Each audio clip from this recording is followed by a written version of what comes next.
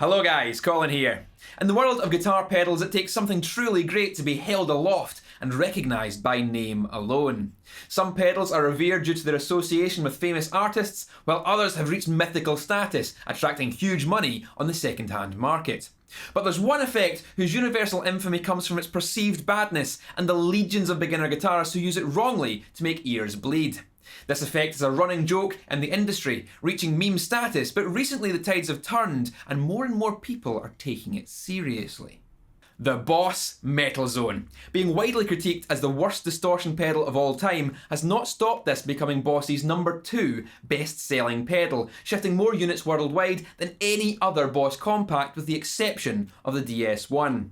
Cited by its fans as an innovative powerhouse that is misunderstood by the masses, its reputation is a topic of many debates online.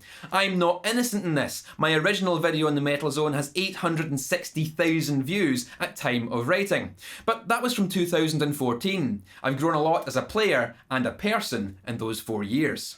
I think it's time to take a fresh look at this effect and attempt to judge it fairly on its innovation, sound, and cultural impact. The Boss Metal Zone was first released in 1991, taking over from the retiring HM2 heavy metal, which was notorious in its own right. With its inclusion, the Metal Zone became the highest gain distortion pedal in the Boss lineup at the time and the first to feature concentric controls.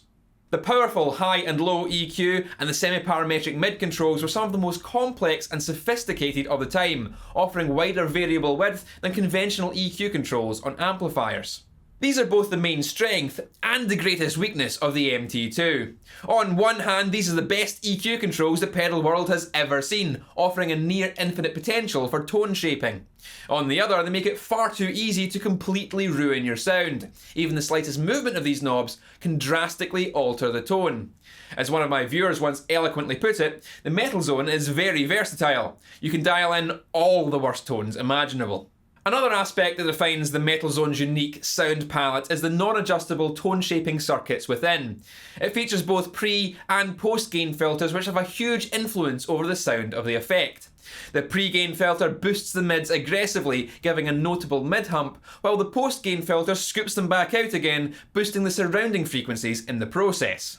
With this knowledge, it's clear to see why the Metal Zone can be so easily abused. Even without clueless fiddling of the powerful EQ controls, the internal structure is already creating a very extreme platform. Really, the Metal Zone could benefit from a revision of those internal tone shaping elements so that they become less extreme, and the corralling of the EQ controls so the effect isn't so easily taken off the rails. Addressing the runaway distortion stage could also lead to a better and less noisy distortion sound overall. While innovative for the time, there are some clear improvements that could be made to address some of the less desirable elements of this effect. But perhaps it's unfair to hold the Metal Zone by modern standards when it was designed to appeal to those looking for an ultra-processed metal sound that was popular almost 3 decades ago.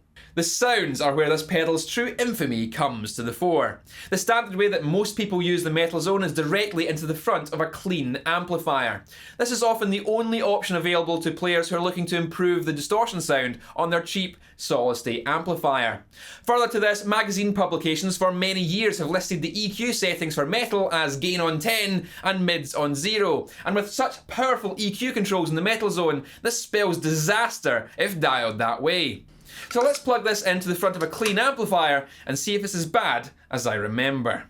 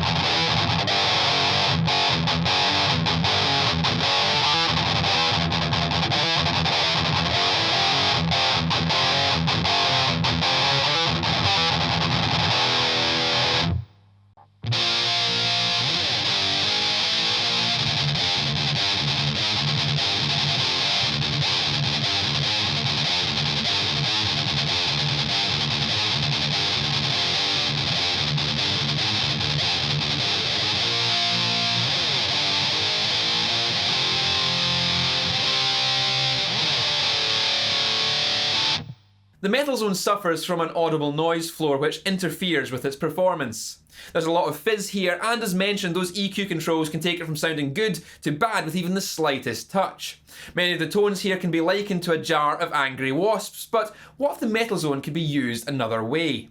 In recent times, it's been noted that using the Metal Zone as a preamp, rather than running it into the front of an amplifier, make it sound much better. This makes a lot of sense considering the sound of the pedal, so let's run it into the effects return and see what happens.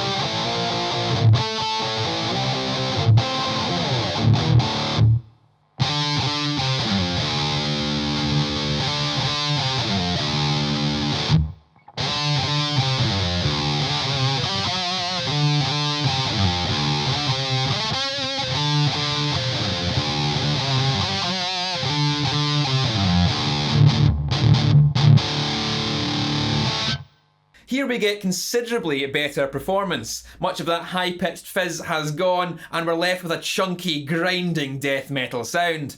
While it might not be to everyone's tastes, it certainly brings much more usability to the effect.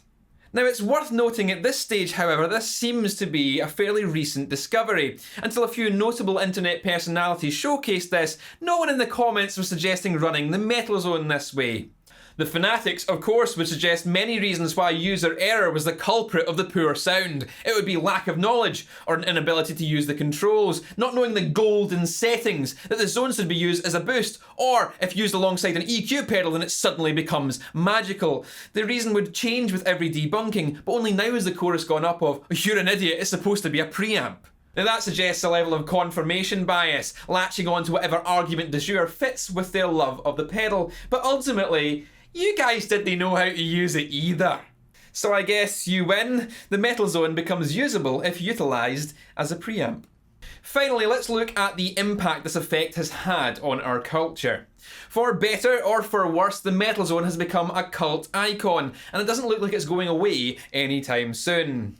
From being the joke answer to any forum post looking for effect recommendations, to the most terrifying of Halloween costumes, the Metal Zone has become mimetic and catchphrase worthy. Many beginners have used the Metal Zone to replace the rubbish distortion sounds on their practice amps, and I really can't blame them for that.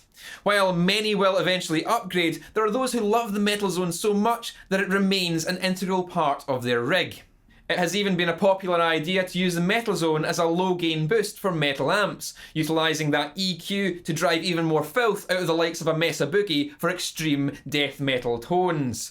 Not something that I would recommend doing, but it's hard to argue with the likes of early Cannibal Corpse on the effectiveness of this setup. As much as I feel this effect would benefit from a better buffer, revised internal tone shaping, a cleaner distortion stage, and EQ controls that are bound to the realms of usability, I'm glad the MT-2 exists in the form that it does. It pushed the boundaries of what a high-gain pedal could achieve, and has paved the way for more modern units that sound a lot better. And without it, we wouldn't have so much to talk about. The Metal Zone has brought the world untold enjoyment, even if much of that was at its own expense. On a personal note, it's been a huge part of my success here on YouTube, and I'd like to say thank you, on occasion, by plugging it in and enjoying the over-the-top chaos it provides. And who knows, maybe the next Boss pedal with metal in its name, whatever form that takes, will become iconic for all the right reasons. And if you've liked this video and you want to see more content from me, then you can hit that subscribe button and that will notify you of all new content as it comes out.